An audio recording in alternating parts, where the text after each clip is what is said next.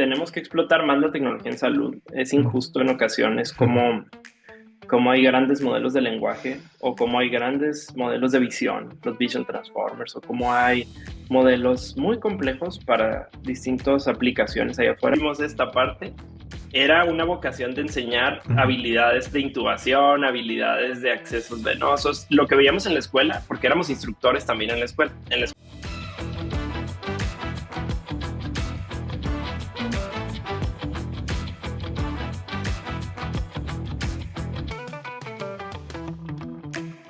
Hola Omar, ¿cómo estás? Bienvenido al podcast. Muchas gracias, estoy muy bien. Primero, muchas gracias por la invitación y muy contento de estar aquí, entusiasmado porque he estado viendo los otros episodios y bueno, me siento privilegiado de que me hayas seleccionado en la lista para estar en este podcast. La verdad, muchísimas gracias y felicitarte por esto que estás haciendo. Gracias por tus palabras y por la disponibilidad para poder encontrar un espacio a conversar un rato y que nos cuentes tu trayectoria, que empezó estudiando medicina, pero ahora ya tienes una trayectoria muy clara y muy sólida en el rubro de innovación, en el rubro de informática médica, AI, etcétera, y nos irás contando un poco cada paso. Pero siempre empiezo por el inicio. ¿Qué te llevó, qué te motivó a estudiar medicina en primer lugar? Simplemente fue ver el campo de batalla. Yo Ujú, vengo de Ciudad Juárez, Chihuahua, que es una ciudad al norte de México, y tuvo una etapa muy violenta donde ujú, en mi caso coincidió, perdón, que yo era paramédico ujú, y tuve esa formación como humanitaria desde joven, y cuando pude hacer ya un poquito de prácticas andando en las ambulancias y todo este entorno prehospitalario que es bastante complejo y ujú. bastante difícil, bueno, pude apreciar de cerca el sufrimiento humano de entrada, pero también las intervenciones terapéuticas que mejoraban ese sufrimiento. Entonces pude ver cómo intervenciones pequeñas, como hasta estabilizar una fractura o como acelerar la entrada de un paciente al hospital mejoraba su condición. Y además yo veía que cuando llegábamos siempre a los hospitales de alta especialidad, había un equipo esperando ahí. Y eso para mí era impresionante, cómo había un equipo en espera, era multidisciplinario, en ese entonces yo no entendía bien qué rol tenía cada quien. Quizás estamos hablando de que yo tenía como 17, 18 años, y veía que al llegar con pacientes que para nosotros eran impactantes, o sea, pues muy graves, el equipo los abordaba siempre sistemáticamente. Yo empezaba a ver ese patrón sistemático y yo nunca había tenido un acercamiento con la medicina en mi familia, pero pude apreciar cómo había una secuencia. Cuando llegábamos y nosotros entregábamos de una manera y siempre hacían un protocolo seguido de eso, y eso tenía resultados favorables. Entonces esa curiosidad, bueno, motivó que yo quisiera estar de ese otro lado participando en la secuencia, vamos a decir, de tratamiento, y ver qué pasaba después de que ya entregábamos a los pacientes al hospital. Y pues afortunadamente, gracias a Dios y a la vida, el tema fue así. Eventualmente, al estudiar medicina, pude ver el otro lado de la secuencia, que era todo un protocolo extenso también y complejo. Entonces, esa fue la motivación, ver cómo el sufrimiento se podía mitigar de cierta manera y sin entender del todo qué estaba implicando entrar a medicina. Era vocación simplemente de tratar de ayudar más, porque me veía limitado en el ambiente prehospitalario a ciertas intervenciones que están muy claras. Y entonces fue esa la motivación, poder entender el panorama completo, poder ver cómo podía accionar ayudas desde el otro lado a los pacientes y a las personas. A mí casi no me gusta decir el término paciente, soy Ujú. sincero, porque siento como que encasilla a una situación y es una persona, a fin de cuentas, igual. Entonces, eso fue la Ujú. motivación y bueno, ya empezar el proceso de entrar a medicina y todo este asunto que es todo un circo, ¿no? No, me imagino que gran motivación de haberlo visto, como dices, en la cancha, ¿no? Teniendo esa experiencia previa que también te debe haber ayudado mucho durante tu formación, durante tus años de medicina, ya tener ese preentrenamiento, conocer algunas cosas y también mucha experiencia para tener como que paciencia o temple ante nuevos casos que ibas a ver durante la formación de medicina, ¿no? Ya no, habían cosas que no eran nuevas para ti, había cosas que ya habías no solamente visto desde el punto de vista técnico o teórico, pero que ya habías afrontado, ya habías visto, como decías, el dolor, el sufrimiento, personas en situaciones de mucha vulnerabilidad que quizás para otros de tus Ujú. compañeros en ese momento era la primera vez que lo veían, pero para ti era, no era la primera vez y sabías cómo manejarlo, cómo abordarlo, quizás un poco mejor, un poco más experiencia, o de una manera más humana, qué sé yo. Y en esos años de estudiar medicina, ¿cómo imaginabas tu desarrollo profesional? ¿Imaginaste que iba a tener el camino que finalmente tomaste o quizás pensabas en hacer una especialidad clínica, una especialidad quirúrgica, quedarte en esa rama al 100%? No, sí, nada que ver como yo lo imaginaba. Fue totalmente o sea, yo decidí unas cosas y cambiaron radicalmente conforme avanzaron las situaciones. Primero yo pensaba hacer medicina interna. Me di Ujú, cuenta que me gustaba resolver casos difíciles o no digo que los de cirugía no sean difíciles, claro, son súper complicados, pero los casos de medicina interna es como una investigación que tiene pistas y vas avanzando en una lógica basada en algoritmos. Ya se dejaba ver un poquito que me gustaba lo algorítmico y que me gustaba esta secuencia estructurada de ujú, patrones de acciones, ¿no? Pensamiento como secuencial. Y entonces yo hago el internado y que me gustó mucho la experiencia de hacer el internado porque pues vives casi ahí en el hospital y tuve el privilegio de estar cómodo durante esta etapa del internado. Sin embargo, me di cuenta que estar encerrado en el hospital no era tanto lo mío ujú, y estar todo el tiempo tras... Yo me acuerdo, un recuerdo muy claro fue que había una ventana panorámica que daba vista a una colonia ahí cercana al hospital y se veían las familias en domingo disfrutando una carne asada y ujú, estaban ahí conviviendo, se veía, o sea, estaba en una cuadra y se veía claramente que estaban en su terraza y otro por acá, otro por allá y había un parque y se veía gente en el parque y para mí era muy doloroso estar del otro lado de la ventana solo viendo esto y viendo cómo no podía salir y prácticamente si salías, pues te hablaban inmediatamente porque algo estaba ocurriendo, no, era ujú, difícil despegarte. Y eso como interno. Entonces yo ujú, lo que vi fue si hago residencia clínica y si me meto a medicina interna, va a ser mucho más. O sea, de entrada yo veía a los de medicina interna sometidos a ese esquema de trabajo que pues tiene que ser así porque es una profesión compleja y así son las cosas. Sin embargo, para mí no era lo ideal estar tanto tiempo encerrado y preferí buscar algo que me diera libertad. Entonces por ahí yo escuchaba amigos de ingeniería que tenían esta historia, ¿no? Donde ujú, trabajaban en las computadoras y hacían programas y hacían cosas muy interesantes que a mí me ujú. llamaban la atención, pero no entendía cómo esto se podía relacionar con la medicina todavía. O sea, en ese entonces no entendía y lo que sí tenía claro era que no quería estar encerrado. Ese era el fundamento y ha sido el fundamento todavía de estar encerrado. No querías tener ese sometimiento a un horario estricto y que no te puedes despegar tantos metros Ujú, casi. Y luego ujú, aparte, si ya eres adscrito tratante, también estás de cierta forma pegado virtualmente al hospital porque te están hable y hable y hable todo el tiempo. Entonces, eso dije, ¿sabes qué? No siento que sea lo mejor para mí. No creo que lo va a tolerar muchos años y tengo que buscar algo que se alinee más a mis expectativas de, pues, un poco estar más libre. No, qué interesante. Y me quedo también con lo primero que comentabas de esta manera de desarmar los problemas, ¿no? Que es parecida entre la medicina Ujú, interna, como lo mencionabas, y con manejo de algoritmos o manejo de ujú, sistemas o AI en general. O quizás el pensamiento de como de ingeniería, ¿no? Que tienes un gran problema, lo partes en pedazos pequeños y vas solucionando, vas exacto. avanzando. Pero hay este paralelo como haces con la medicina, ¿no? Donde tienes un problema grande, que es un Ujú, diagnóstico por descubrir, y tiene ujú, muchas partes, ¿no? El paciente, los exámenes, el laboratorio, el examen clínico, las imágenes, etcétera, etcétera. exacto. Y vas integrando todas esas partes para llegar a la respuesta final, ¿no? Ujú, Exacto, eso coincide mucho y me tomó tiempo descubrirlo, pero se dio a tiempo, creo, el que yo viera la coincidencia entre los algoritmos de sistemas digitales y ujú, cómo se podían fusionar a la parte clínica y que daban buenos resultados. En ujú, todas las situaciones donde se usaba, yo recuerdo tecnología, ujú, en el hospital había un incremento en el resultado, había una velocidad más alta. Por ejemplo, si se veía un cuadro clínico de un déficit neurológico en urgencias, había incertidumbre, había unas posibilidades diagnósticas, que podía ser hipoglucemia, que podía ser un evento vascular cerebral, etcétera.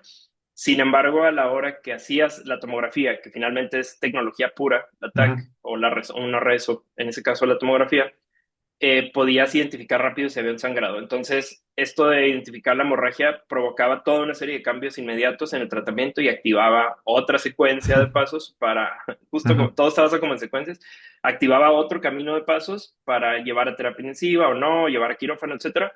Y eso para mí fue algo que me marcó, ver cómo esa tecnología hacía un cambio radical en el tratamiento y daba un pronóstico y ver cuando Ujú. mejoraba el pronóstico de los pacientes al darles el medicamento a tiempo o al intervenirlos a tiempo, era más impresionante aún porque veías cómo se desvanecía el déficit neurológico, eso nunca lo voy a olvidar. O sea, esos casos donde sí se mejoran, claro, no son todos, pero hay casos de un Ujú. buen pronóstico y es impresionante y ahí ves el valor, ¿no? Ves el valor de la medicina aplicado y ves cómo una persona que podía permanecer discapacitada o incapacitada con una secuela se revertía y le iba mejor. Entonces, eso fue crucial para mí Ujú. y mucho de esto lo apresuraba o lo precipitaba el uso de tecnología, desde monitores hasta grandes equipos biomédicos o cualquier otra tecnología para diagnóstico o tratamiento. Claro, sí, 100% de acuerdo.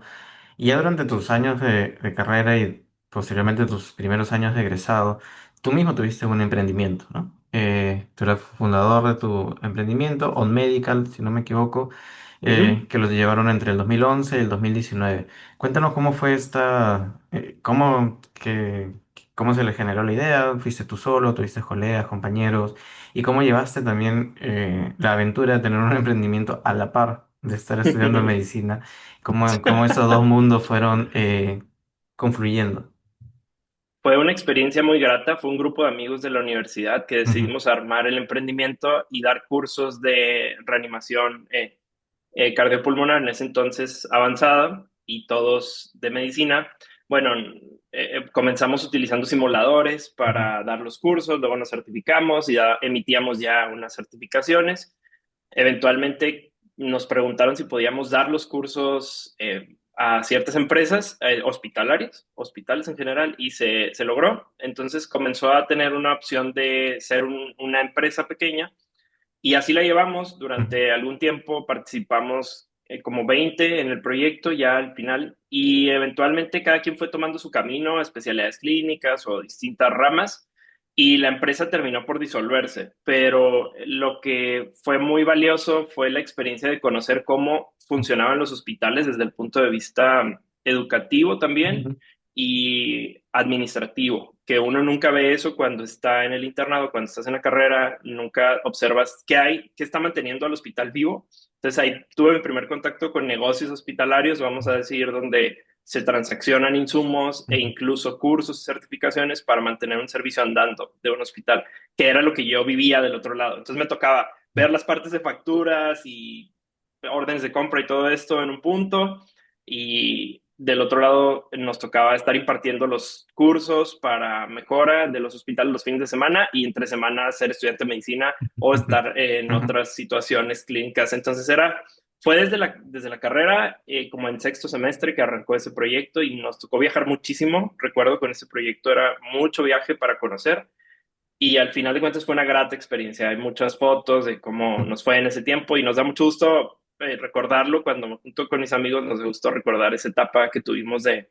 emprendimiento Ujú. y que ayudó mucho y bueno, tenía que ver con la parte un poco cardiovascular también. ¿Y qué los motivó al inicio? ¿Era quizás un deseo de generar un ingreso? ¿Quizás vieron una necesidad muy, muy fuerte que ustedes pudieran cumplir? ¿Fue simplemente por vamos a hacer algo juntos? ¿Qué mejor que un emprendimiento? Fue, no sabíamos que se vendía, así te lo pongo. O sea, nunca supimos que se cobraban esos cursos hasta que ya nos pidieron una cotización. Ujú. Jamás supimos esta parte. Era una vocación de enseñar Ujú. habilidades de intubación, habilidades de accesos venosos, lo que veíamos en la escuela, porque éramos instructores también en la escuela. En la escuela nos tocó ser parte del centro de simulación. Por mera vocación, porque íbamos los fines de semana a dar cursos nada más voluntariamente como estudiantes de medicina. Y entre semana también nos escapábamos para ir a los cursos y era mera vocación de enseñar, o sea, no tenía una remuneración. Ujú. Al final de cuentas nos dimos cuenta que se vendían los cursos, pero siempre la verdad es que el objetivo era ir a enseñar el tema a distintos lugares o ir a tratar de mejorar los sistemas Ujú. hospitalarios de la región, que era mucho regional. Y así fue, o sea, en realidad nunca lo vimos así. Y creo que por eso también colapsó, porque nunca se pensó como un modelo de negocio, ni siquiera Ujú, se midió cuánta inversión se iba a requerir, ni se midió el retorno de inversión, ni un proyecto, nada. O sea, era simplemente vamos a hacerlo y nos van a pagar por esto, ok, está súper bien porque podemos hacer estas otras cosas, pero al final de cuentas, por eso ujú, mismo creo que colapsó, porque nunca fue pensado como un negocio desde fondo, fue una oportunidad nada más que apoyó a que evolucionara rápidamente, pero no fue tan meticulosa la parte financiera. ujú. Te entiendo, claro.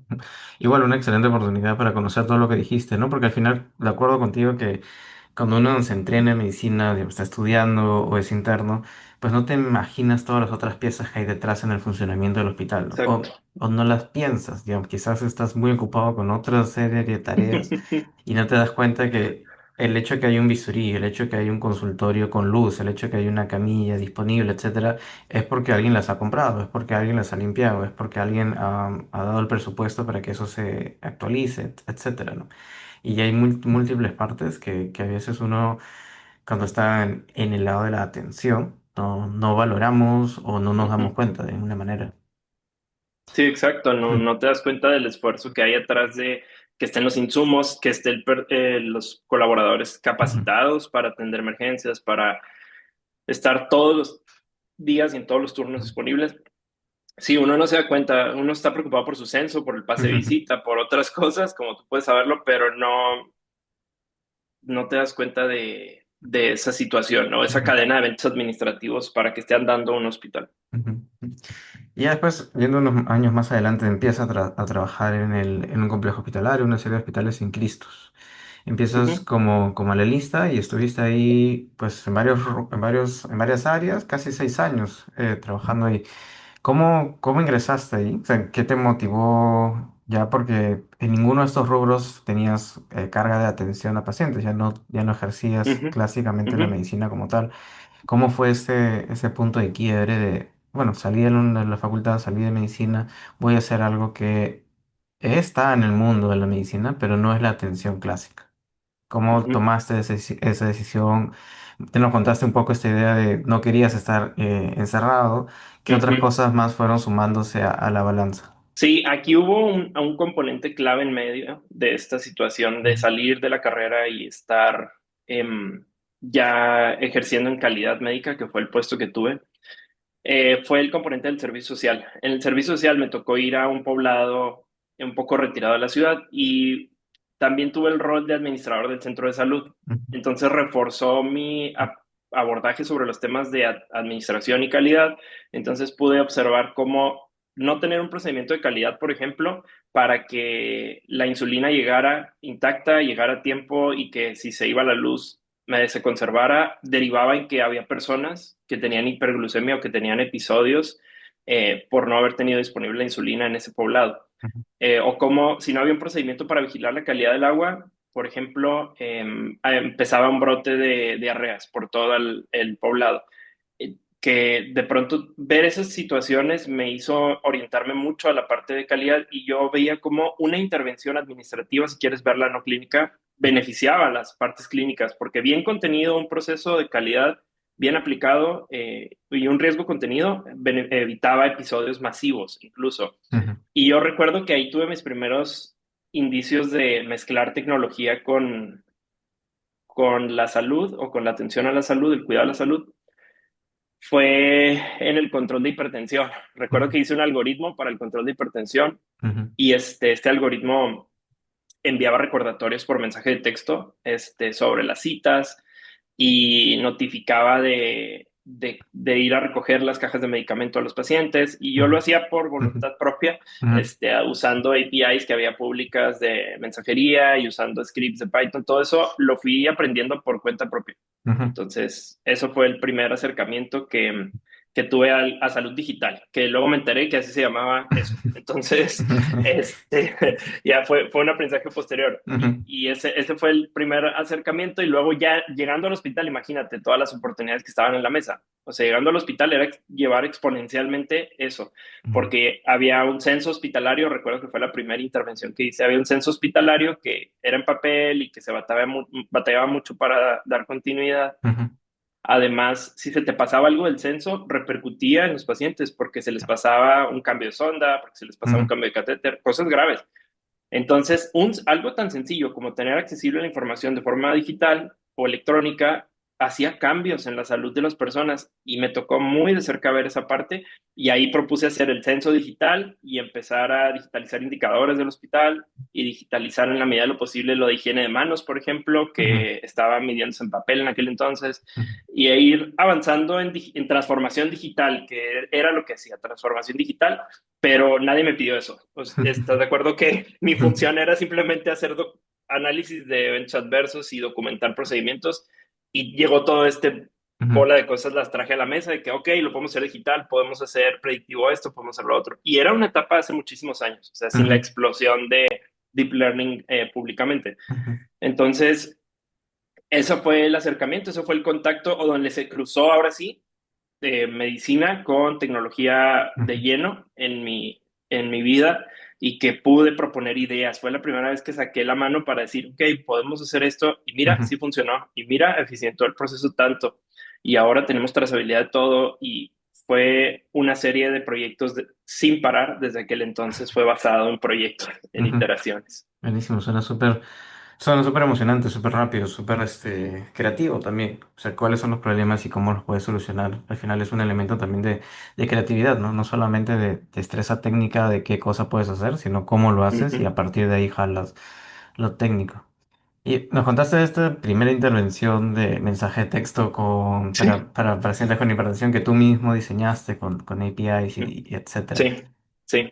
¿Qué te motivó a tú mismo hacerlo? O sea, versus, hay un problema, creo que se puede solucionar con mensaje de texto, voy a buscar a alguien que lo haga.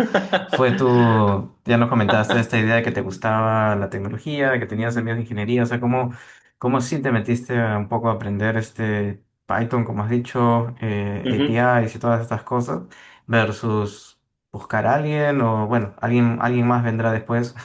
¿Por qué lo hiciste? Yo creo que fue la publicidad de Twilio, no te creas. Son muy buenos. Creo que tuvieron un caso que a través de uno de sus ads redefinió mi carrera, pero no te creas, fue mucho curiosidad, porque desde chico Ujú, siempre estoy involucrado en el ámbito de computadoras. Me gustaba, o sea, siempre llevé clases de eso desde la primaria, me acuerdo, de computación. ujú, Y fue algo que me gustó mucho y para mí conocer que era una API fue sorprendente, así de básico era ujú, conocer eso, ujú. marcó como, wow, ok, los sistemas pueden hacer esto. Y es instantáneo. Y me acuerdo que bajé el SDK de Python de Twilio. Ujú. Sí se pueden decir marcas, ¿verdad? ¿O no? Sí, sí, sí, dale. Ah, lo bueno, que Sí. patrocina este podcast, Twilio. Entonces, Bueno, será motivo para buscarlos. sí, sí, de verdad que sí, porque ese fue mi primer acción. Me acuerdo que bajé el SDK, logré hacer ahí una autenticación básica y logré mandar el primer mensaje que llegó a mi celular, ¿no? Que decía, hola Omar, brackets de fecha y es un recordatorio de que pases por tu medicamento al centro de salud tal y aquí está la ubicación en Google Maps, ¿no? En ese entonces. Eso fue sorprendente. Te lo prometo que darle enter y ver cómo llegaba el mensaje fue algo de mucha curiosidad y así comencé y dije, ah, bueno, esto lo puedo aplicar acá, puede tener un trigger automático si es que el sistema lo puede arrojar, etcétera. Ujú, También ahí conocí las dificultades de que los sistemas de origen no tienen interoperabilidad y bueno, era casi imposible sacar información para poder hacer este envío. Y así fue la historia, de cómo lo decidí desarrollar porque conocí Python, vi que era fácil de utilizar este lenguaje de programación y empecé a ujú, leer mucho de eso, de qué era un lenguaje de programación, qué eran los procesadores a fin de cuentas, cómo, o sea, cómo funcionaba esto, de ver una interfaz de desarrollo, un entorno de desarrollo y cómo esto accionaba hacia el qué bueno. componente medular de la computadora, el CPU, los comandos y fui como leyendo mucho de esto y bueno, así fue. O sea, me di cuenta que era muy similar al cuerpo humano porque son Mm, sistemas que se basan en componentes individuales y que se pueden operar desde componentes individuales o se pueden operar como sistema completo. Entonces, eso fue el por qué no busqué a alguien, pues simplemente fue por curiosidad quizás y también porque estaba en un poblado donde no había presupuesto y lo único que tenían era SMS, no había internet, no había WhatsApp. Por ujú, eso fue buscar una solución, ya me acordé, con mensajería tradicional. O ujú. sea, empujar mensajes SMS sí estaba, había señal de celular nada más, no había internet.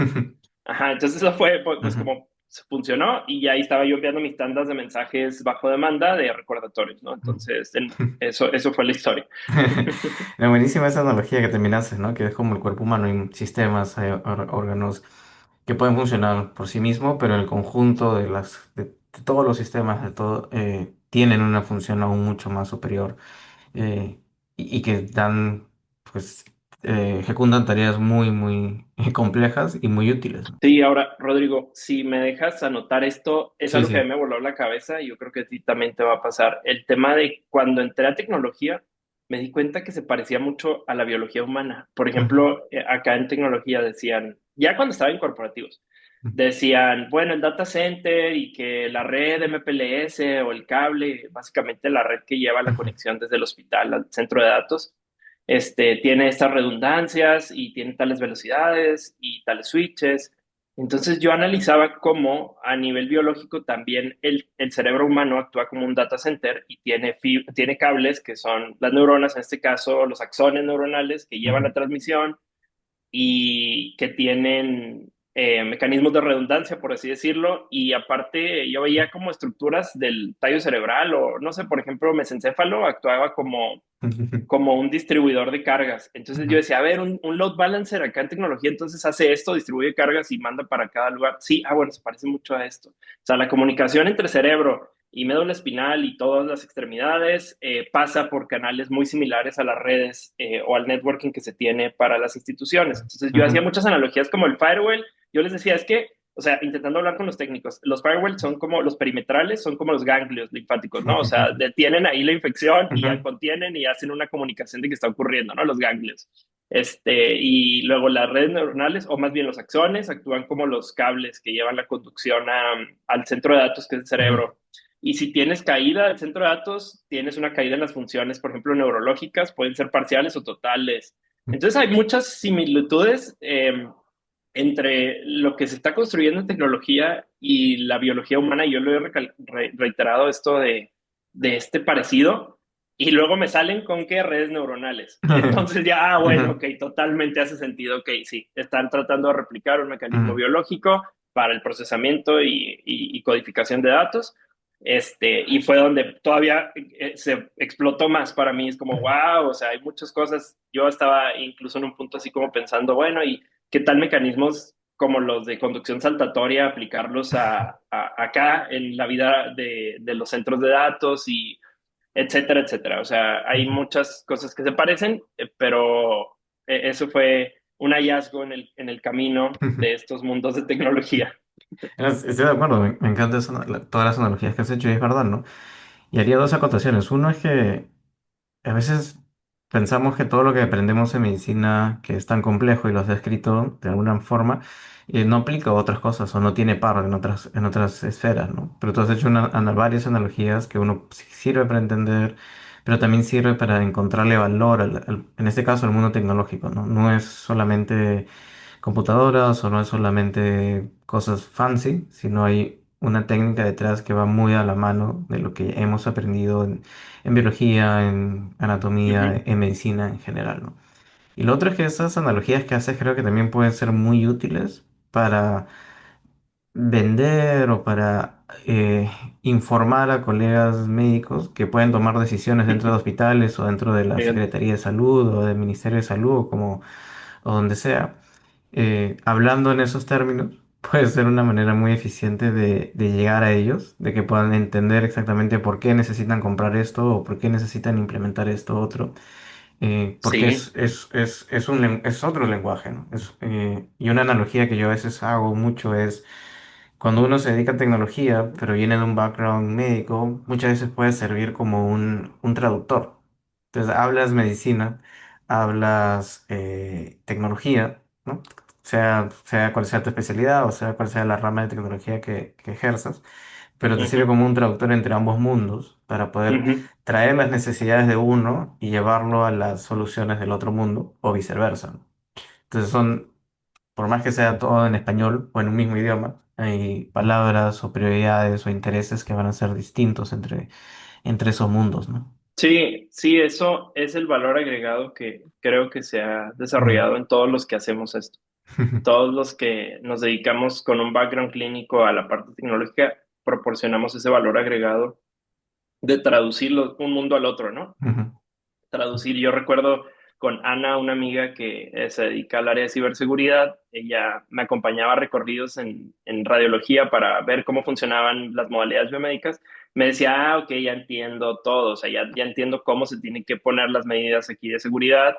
Y a la vez, cuando ella hablaba, que ella es muy experta en ese tema, cuando ella hablaba, yo decía, ok, entonces esto hace el antivirus, entonces esto hace el firewall, o sea, yo aprendí gran cantidad de cosas y esto es una conexión privada y esto pública y es como situaciones que uno nunca conecta hasta que tienes estas charlas en estos entornos de salud digital y que son tan ricas y que son tan creativas, requieren ujú. un grado de creatividad alta para enlazarse, pero cuando ocurren tienes grandes resultados, tienes buenos resultados tanto en tecnología como en salud o en la parte diagnóstico terapéutica. Y ahí creo que es importantísimo poder participar en esos espacios, ¿no? De repente no necesariamente porque te dedicas 100% a la tecnología, informática e innovación, pero si tienes la oportunidad como médico, como profesional de salud en general, de estar en esos espacios con apertura de mente, ¿no? De poder ir a compartir, a aprender, a enseñar, a estar en la conversación, pues aprender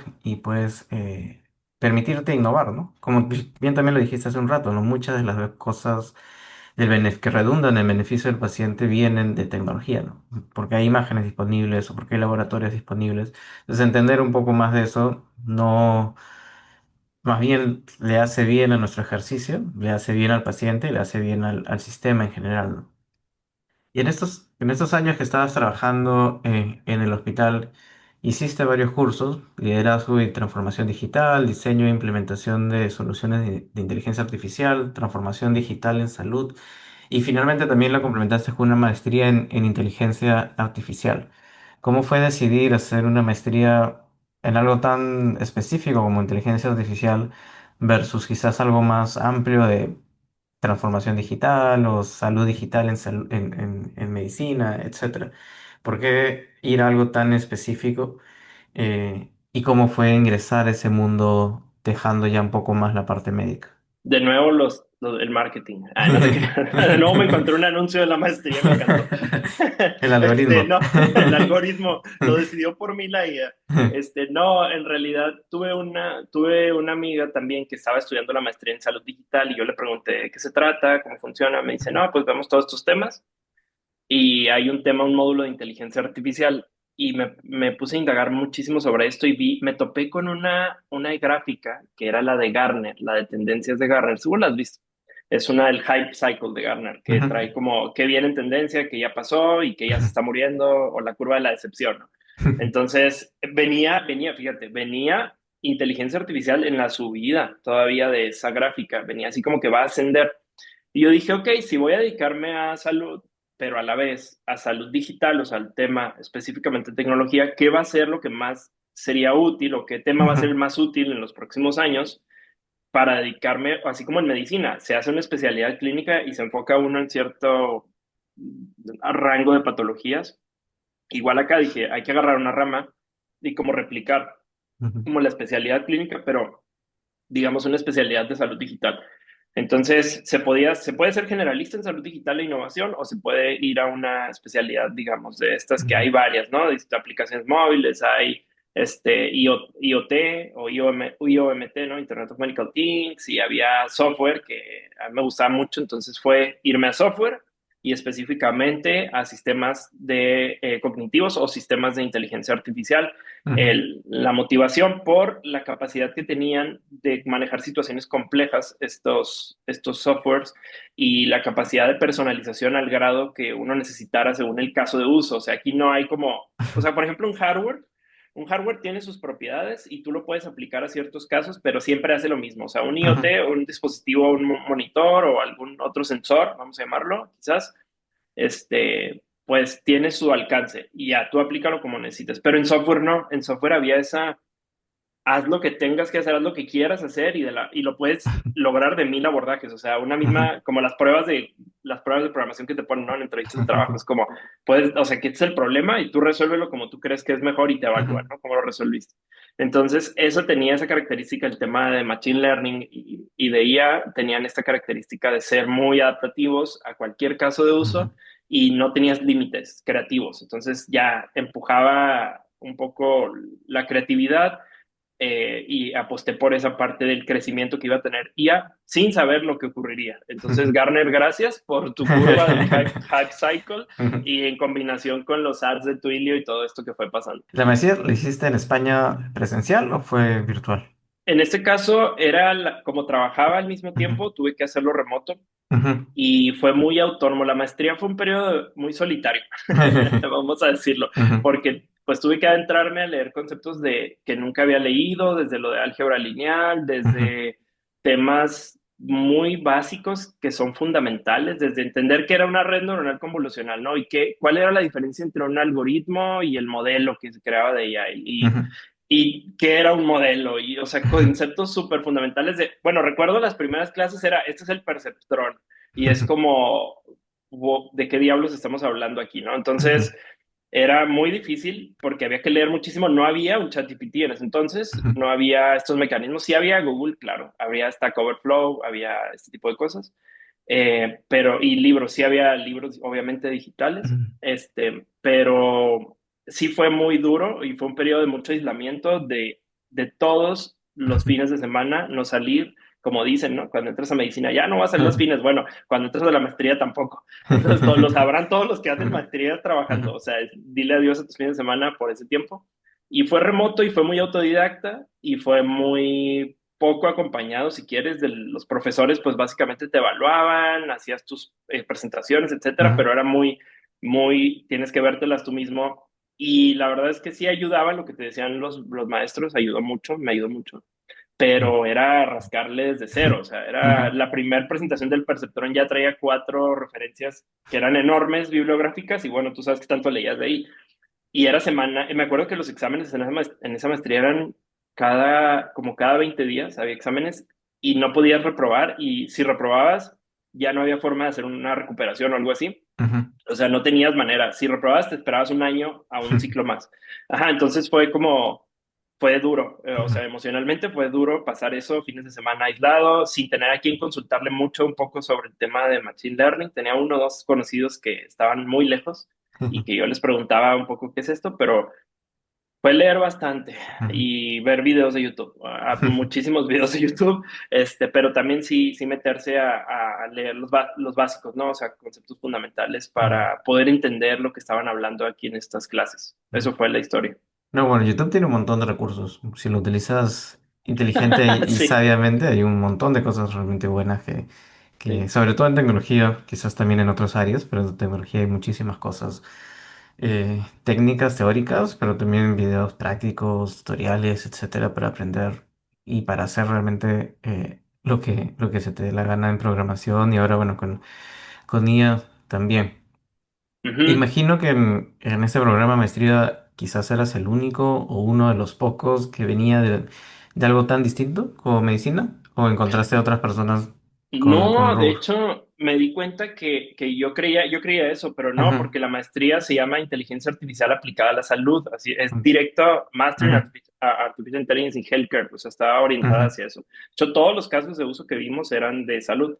Y lo que me di cuenta es que cuando le decimos medicina creemos que es el hospital y ujú, una que otra cosa. Y no, aquí había gente de farma, o sea, había gente de laboratorios internacionales de Grecia. Me tocó a Irini, una amiga es de Grecia, que ahí lo conocí.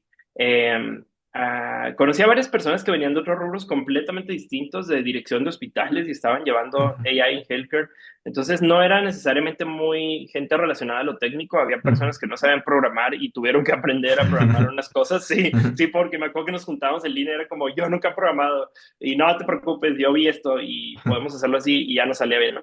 ujú, Entonces el tema era era así, que había solo personas de healthcare y el maestro era el más técnico. O sea, el maestro Ignacio fue fundamental, el lead del curso, que él era técnico, sumamente técnico y un expertazo en temas de Machine Learning. Y que bueno, te corregía incluso la definición. Yo recuerdo varias veces nos devolvió así que cambiaste dos palabras de la definición de McCarthy, olvídate, ya está mal todo y un escándalo porque habías cambiado dos palabras y bueno, te juzgaba, ¿no? Es como, a ver, entonces si le quitas esta condición, entonces ya no es inteligencia artificial, ya no es machine learning, o sea, ¿qué es entonces? ¿No? Entonces, esta era duro en esa parte como formativa, muy académico el doc, y él era doctorado en otro tema, pero sí, metido completamente, y ahora él es director incluso de esa área de inteligencia, de machine learning de la Universidad de Alcalá.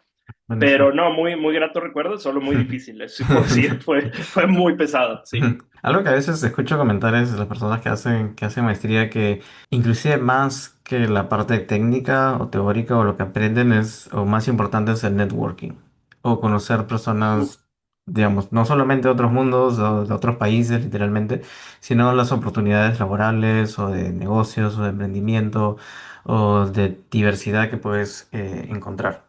¿Tú tendrías más o menos la misma opinión en términos de que el networking es igual de fuerte que la parte técnica, teórica que te llevas o inclusive más? Sí, definitivo el networking Ujú, lo es todo. Lo es ujú, todo, yo lo he visto porque una conversación puede cambiar el destino de tu vida por networking, o sea, porque te inspiraste por alguien o porque te aconsejaron algo y ujú, cambia la ruta. O sea, el networking, sí, si lo comprendo bien, es tener conversaciones y relación con otras figuras o personalidades del ámbito profesional. Entonces te deja mucho, o sea, entiendes que lo que has visto toda tu vida allá afuera no es igual y que en otros países no es lo mismo y ujú, que tiene otros tamices y entonces recapacitas. Es como cuando vas de viaje, o sea, vas de viaje, ves que hay distintas formas de conducirse, ves que hay conductas, ves que todo es igual, o sea, son casas, colonias turísticas, no turísticas y bueno, unas actividades que son muy similares, pero ves las conductas de las personas y ves las profesiones y entiendes que se manejan de varias formas diferentes y tú como que te traes ese aprendizaje y lo intentas aplicar luego. Es lo ujú, mismo en el networking profesional. Yo fui conociendo personas también y creo que todos vamos conociendo y vamos adaptando un poco de estas personas a nosotros o ujú, trayéndonos un cachito del profesor Ignacio, un cachito de esta chica de Grecia, un cacho de este otro lado del hospital y vamos como armando nuestra bolsita de lo que nos gusta. Entonces, así fue y creo que networking es la cosa más fundamental. Curiosamente es lo que menos tenemos tiempo de hacer. O sea,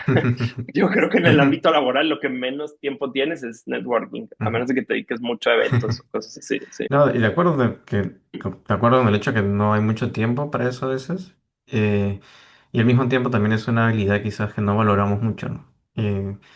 Pero como dices, es fundamental porque también me quedo con una palabra que utilizaste, que es inspirar, ¿no? No solamente networking Ujú, porque te van a dar trabajo o porque te pueden dar un conocimiento o un contacto o algo más objetivo, pero quizás escuchar la historia de la otra persona, ujú, escuchar el problema, la solución, una historia de vida, una anécdota, te puede dar una perspectiva distinta, una inspiración distinta. Y eso también es ujú. parte del networking, ¿no? De poder aprovechar ese tipo de conversaciones y espacios, ¿no? Y te hace también, ¿sabes qué, Rodrigo? Te hace ver que no eres el único que ha pensado algo. O sea, no eres el único doctor que le gusta la tecnología y hay que Ajá. darse cuenta, no eres el único en el mundo y no eres el único que se metió a AI y que incluso yo siento que sé menos entre más avanzo, tengo el síndrome del impostor bien seguido, donde siento que entre más veo cosas, menos sé y conozco gente, o sea, como tú, gente que sabe muchísimas cosas de distintos temas y me siento bien pequeño, o sea, me siento pequeño al lado de personas muy frecuentemente, pero a la vez me deja mucho la motivación de que digo, wow, o sea, mira cómo ve las cosas, o sea, un caso es otro conocido, ya dije muchos, ya mandé muchos saludos sin querer, pero no lo tenía planeado así, no lo tenía planeado. Pero, o sea, no es como que haya prometido los saludos, pero la verdad es que hay otro caso atípico que igual y te recomiendo que luego lo invites, Humberto, que trabaja en la Universidad de Monterrey, se dedica a sistemas cognitivos y otra de las personas que me enseñó cómo ver las cosas de forma diferente en el ámbito de sistemas cognitivos y es impresionante su pasión por esto y a mí me transmitió esa parte de su pasión.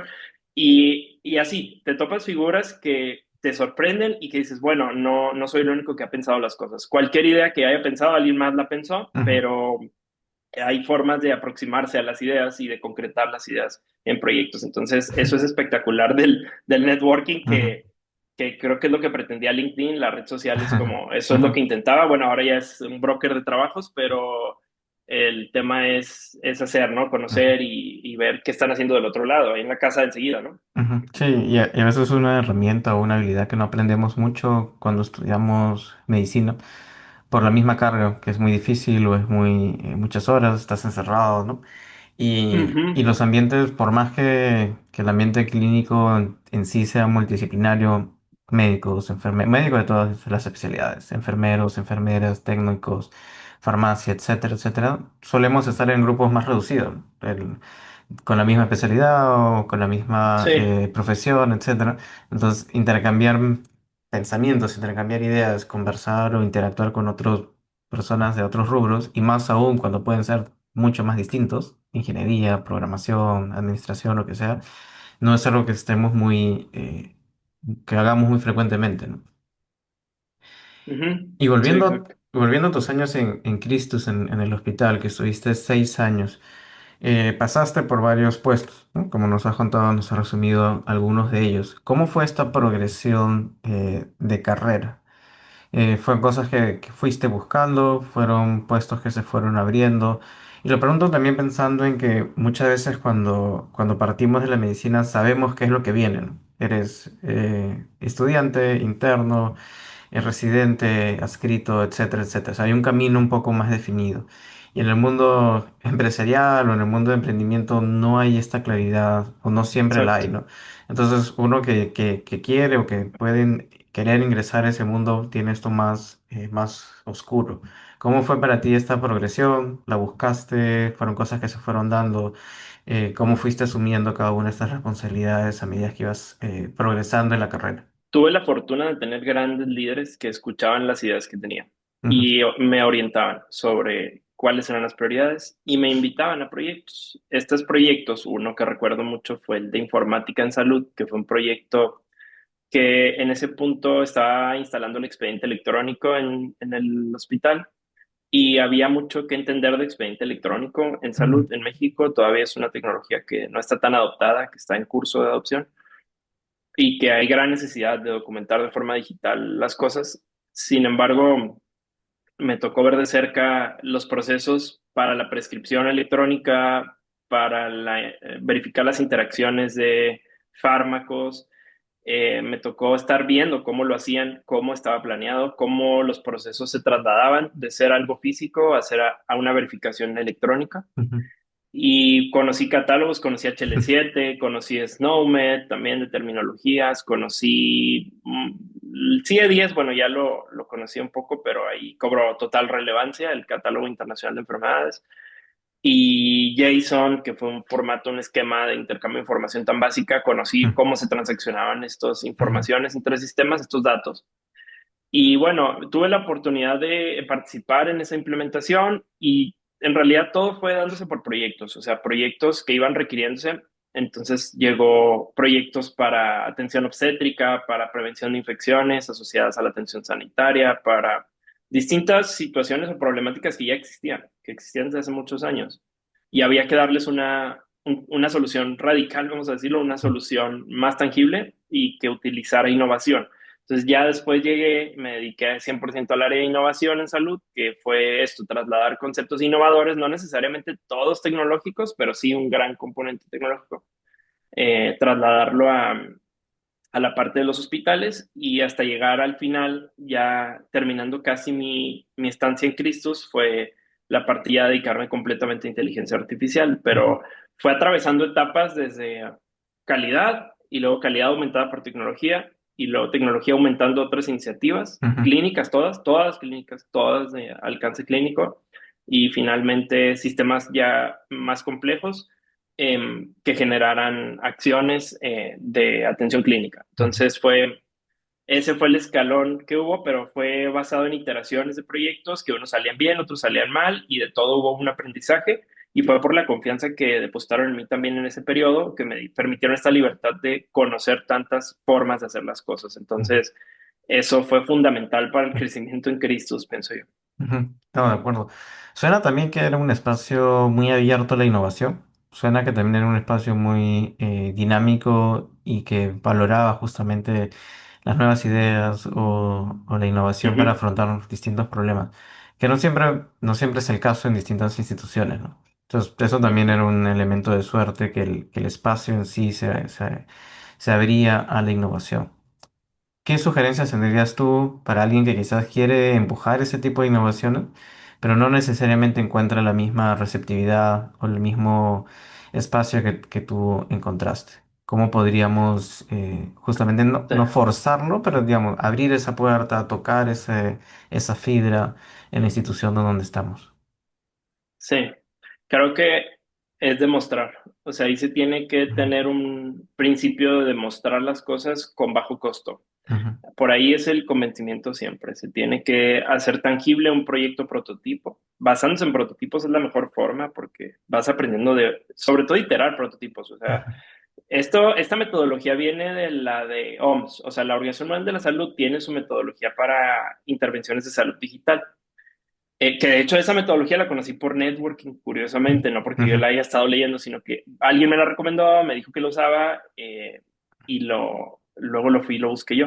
Entonces, la metodología de la OMS te dice que hagas esta especie de pilotos, prepiloto, tienen piloto y luego ya lo llevas a una implementación formal de estrategias de salud digital o de intervenciones. ujú, Y siempre identifiques muy bien la problemática base, la intervención que vas a hacer, la clasificas y el sistema que vas a usar.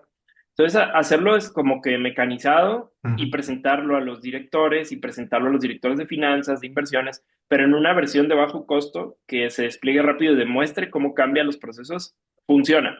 Luego, ya que tienes ese voto del área de finanzas, porque ya funcionó, bueno, ya lo puedes masificar. ujú, Masificar puede ser que no recaiga en ti propiamente porque tú tienes otros prototipos que estás trabajando o sí puedes participar en la implementación masiva que usualmente te absorbe y no te deja hacer más prototipos. Pero la ujú, recomendación es demostrar resultados rápido, a bajo costo y luego ya escalarlo una vez que ujú, tenga resultados demostrados. Y no desesperarse, porque uno ve otras inversiones que es, bueno, van a invertir en un CRM, van a invertir en otra tecnología, ¿y por qué no invertir en un modelo de deep learning para esto, no? ujú, Pero hay que ujú, entender que no todo se comprende y hay que estar haciendo como publicidad de estos conceptos interna, vamos a decirlo, y de que existen y de cómo funcionan, hasta que ya demuestran un resultado tangible, entonces ya son entendidos, comprendidos por todo el marco corporativo y escalan rápidamente. Pero hay que dar certeza a todas las partes, la parte operativa, la parte tecnológica, la parte administrativa ujú, y las distintas otras partes administrativas que participan indirectamente hasta cadenas de suministro, etcétera, o calidad y compliance y legal y todo eso llega, también hay que tenerle una certeza a todas las partes para que un proyecto se compre en una organización. Y me refiero se compre no solo monetariamente, porque en ocasiones no cuesta tanto, que pero se a adopte. nivel Ujú, conceptual, ajá, a ujú, nivel conceptual y adopción, otro lío también, pero esto lo vas puliendo y no que yo tenga una versión pulida del todo, pero todavía tenemos golpes de vez en cuando, pero sí vas ya conociendo dónde se puede caer algo y dónde ujú, puede funcionar mejor. ujú, ujú. Y le agregaría quizás también la parte de tener un retorno de inversión lo más claro posible, ¿no? O sea, adoptar esto o implementar esto te va a facilitar o te va a ser más eficiente o va a tener este rédito monetario o no monetario, de servicios o de eficiencia o de tiempos o lo que sea, pero tener eso también medido y mapeado puede ser algo que también pueda convencer a quien tome la decisión de adoptarlo o no adoptarlo, de darle más financiamiento para seguir iterando y mejorando ese prototipo, ¿no? Sí, en innovación hay distintas formas de demostrar el retorno de inversión que yo he Ujú, logrado identificar, pero creo que otras personas tienen otras formas, otros mecanismos, pero a ujú, grandes rasgos puedes demostrar mejoras en la capacidad instalada. ujú, Quiere decir que con una intervención digital haces más con los mismos recursos porque se vuelve eficiente el proceso. Puedes demostrar ventas directas, es decir, sí, puedes incrementar tangiblemente las ventas por un nuevo aplicativo, por un nuevo dispositivo tecnológico que atraiga la atención del público. Puedes disminuir errores que luego Ujú, estos errores cuestan caros a nivel ujú, reputacional y cuestan caros en distintas formas también y ujú, también en la salud de las personas. Entonces tienes como una serie de formas de retornar la inversión y otra es el costo de oportunidad. El costo de oportunidad también se tiene que considerar que es, si no lo hago, ¿qué va a pasar con la institución y qué tanta afectación va a tener en comparación con otras instituciones que sí lo estén haciendo? Entonces, ese costo de oportunidad ese es muchas veces el que vende los temas de inteligencia artificial, creo yo, el costo de oportunidad. ujú, El vecino sí lo va a hacer y yo no lo hago, quizás ya nos vamos a quedar atrás. Eso es un factor grande, yo creo, hoy día, pero los más importantes a mi punto de vista son los otros, sobre todo el de incremento en capacidad instalada, creo que ese no falla. Si tienes una iniciativa que más o menos todas estas formas de retornar la inversión están contemplados o benefician todas estas formas, nunca vas a recibir un no. O sea, ujú. siempre casi es Ah, garantía de que vas a tener un sí por parte de los ujú, sponsors. ujú. Buenísimo, de acuerdo. Luego de casi 6 años en Christus, o 6 años y un poco más, decides partir y estar en la nueva empresa donde estás hace unos 3 meses más o menos, de Sí. Eden. ¿Cómo fue esa transición, esa decisión? Parecía, bueno, habías tenido 6 años en Christus muy exitosos o con muchos proyectos, mucha aceptación, parecía que ser un ambiente muy abierto también de la innovación. ¿Qué te motivó a buscar o a aceptar otro espacio? Sí,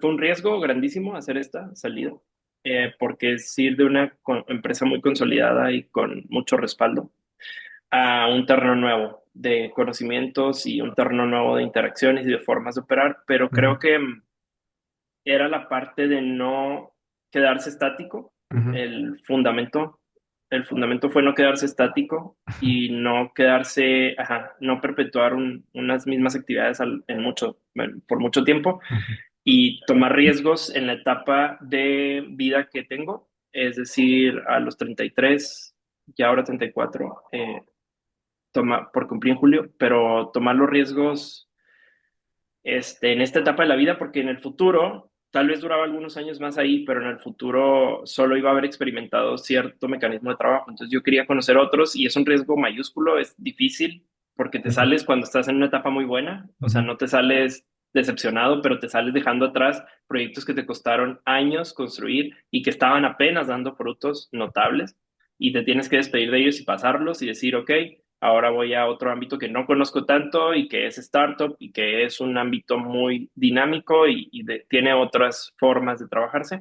Entonces, la motivación fue tomar riesgos en una edad oportuna para conocer y, y aprender nuevas formas de trabajo y tener experiencias nuevas, entonces ujú, proyectos nuevos. Y ese fue el fundamento tras la ujú, salida. Y me fui en la mejor etapa de los proyectos que tenía y con el mejor equipo de trabajo, lo puedo decir. En ese punto me dolió muchísimo todavía. Extraño mucho al equipo que tenía ahí, y, pero era necesario como de forma personal crecer ujú, y no estar en una posición estática. Eso fue el reto, es muy duro, ujú, realmente, pero hay que hacerlo. O sea, yo ujú, siento que si sientes esa incomodidad, esos nervios de algo, creo que vas por buen camino. O sea, creo que cuando dejas de sentir ujú, los nervios y esta inquietud de que hay riesgos, bueno, ujú. estás en una zona de confort. Entonces, esa fue la decisión durísima. Y en ese proceso de decidir lo que nos has contado, eh, ¿cómo fue conversarlo con familia o amigos o con mentores o con las personas que tenías trabajadas en Christus? Eh, ¿qué, qué sugerencias tuvieron? O quizás sugerencias más de, bueno, quédate, ¿no? Porque estás, como dices, muy tranquilo o muy estable o tienes toda la Sí. infraestructura de una empresa consolidada. O quizás era Ujú, más de la opinión de, no, bueno, como tú dices, ¿no? Es momento quizás de atreverse a algo por el ujú. momento en la vida en que estás. ¿Cómo consolidaste un poco los consejos que venían de distintas partes y quizás con distintos tonos? Sí, claro, hay que pedir siempre la bendición, es lo como yo lo digo. O sea, se habla y yo lo hablé de la forma más clara, Ujú, porque ocultar cosas no se me da tanto y me ujú, equivoco. Entonces, fue muy claro que mi pasión es la tecnología y que tenía que explorar nuevos ámbitos y conocer otras experiencias. Y ese fue el argumento. Fui ujú, súper claro en esa parte y me trataron muy bien. Tuve la ujú, mejor respuesta que pude haber tenido, de completa confianza, y me fui con mucha gratitud de esa organización, dejando atrás un mar de ideas, iniciativas, proyectos fabulosos, Ujú. fabulosos y de tallas internacionales, pero fue súper buena respuesta y agradezco muchísimo siempre esa respuesta porque fue motivadora, incluso fue como, ve y busca lo que te gusta, ve y busca lo que estás, lo que quieres conocer, ve y encuéntralo. Entonces fue de verdad algo muy positivo para mí Ujú. y que me hizo una transición demasiado agradable y Ujú. muy, muy contento, la verdad, por esa situación y bueno, con la confianza del equipo que estaba ahí. Eden, la startup donde estás ahora, se dedica al software para imágenes médicas, ¿correcto? Sí, correcto. Eden, este es un emprendimiento que se dedica a hacer software de nube, nativo de Ujú. nube, para el procesamiento de todo el ciclo de trabajo de los radiólogos, más allá Ujú. que las imágenes, porque son un componente, pero Eden abarca todo el ciclo de vida, como luego le dicen que es como un pequeño sistema operativo de radiólogos, no a nivel técnico, no se confunda, a nivel técnico no, pero a nivel funcional sí. O sea, a nivel funcional ahí encuentras los componentes necesarios para que Ujú. el área de imagen opere. Entonces, Eden tiene la característica de que apuesta mucho por el tema de inteligencia artificial y apuesta mucho por los avances tecnológicos disruptivos. Ujú. Y eso fue un motivador grande para estar acá, en esta organización, donde hay o sea, una cantidad grande de imágenes o datos para inteligencia artificial y además hay oportunidades de diseñar proyectos innovadores y que aceleran rápidamente. Ujú. Ujú. Viene, tú has venido del mundo, digamos, corporativo, porque es un hospital consolidado, una empresa muy grande, al mundo startup. Hay otras personas que irían primero al mundo startup y después al mundo corporativo. ¿Crees que alguno de esos caminos es no necesariamente mejor, pero quizás más recomendable pasar de uno al otro? En tu opinión, en lo que has visto, en lo que has experimentado en uno de esos caminos, ¿qué dirías al respecto? Creo que hay que conocer los dos lados de la moneda. Ujú. El lado de startup tiene sus bondades, el lado corporativo tiene sus bondades y sus malestares cada uno.